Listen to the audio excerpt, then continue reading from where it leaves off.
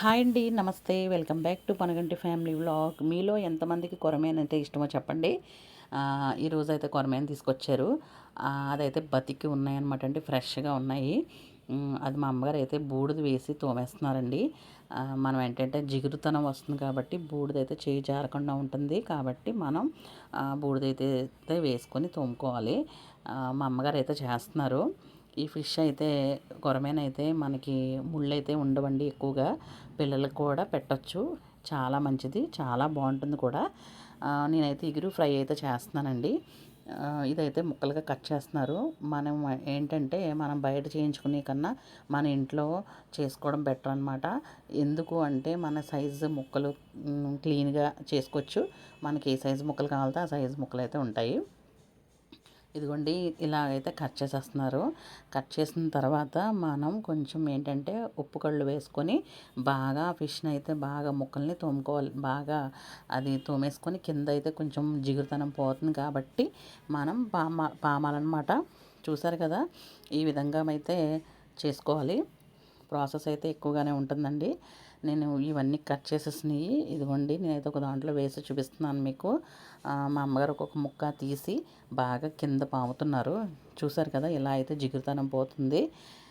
చూడండి, ఇలా అయితే మొత్తం అన్నీ చేసేసుకొని నీట్గా శుభ్రంగా కడిగేసుకొని ముక్క తెల్లగా వచ్చేలాగా చూసుకోవాలండి, ఏమీ లేకుండా. నేను చూపిస్తున్నట్టు విధంగా తోమేసుకొని అలా పక్క పెట్టేసుకోండి. తర్వాత దీంట్లో కొంచెం ఈ గ్రేవీకి అయితే తీసేసాను. ఫ్రైకి అయితే కొన్ని విడిగా తీసేసాను అనమాట. చూసారు కదా ఎంత తెల్లగా వచ్చినాయో. ఎలా నీట్గా ఉండాలి. తర్వాత వచ్చేసి ఒక ప్లేట్లో తీసుకొని దాంట్లో 1 టేబుల్ స్పూన్ పసుపు వేసుకున్నానండి. పసుపు కారం తగ్గట్టు మనం 2 టేబుల్ స్పూన్ అయితే కారం అయితే వేసాను.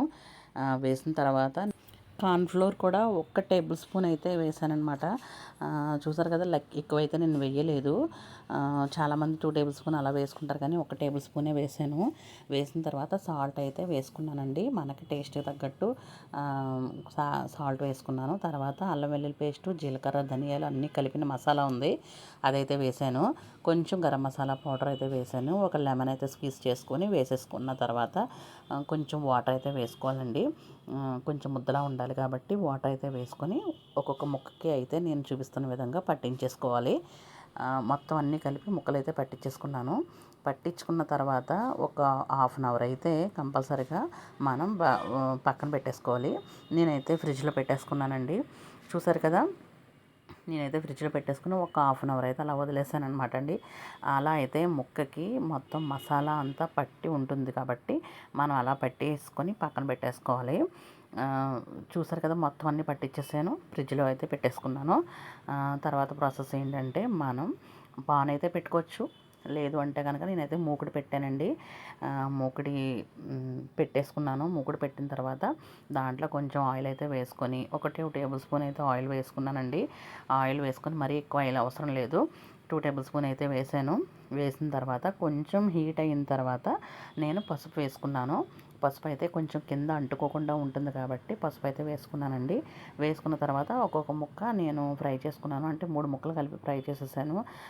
కొంచెం నాకు ఎక్కువగా ఉంది కాబట్టి ప్లేస్, అలా 3 ముక్కల కింద ఫ్రై చేసేసుకోండి.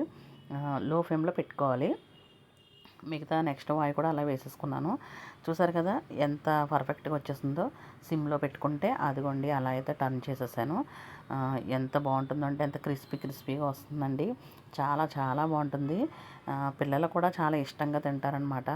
చాలా ఈజీ కూడా అయిపోతుంది. మనం ఫిష్ తెచ్చుకొని అన్నీ క్లీన్ చేసుకొని ఉంచుకుంటే మనకి ఎప్పుడు కావాలితే అప్పుడు మనం ఇలాగా ఈ మసాలా పట్టించేసుకొని మనం చేసేసుకోవచ్చు. చాలా బాగుంటుంది. ఎంతో క్రిస్పీగా వస్తుంది.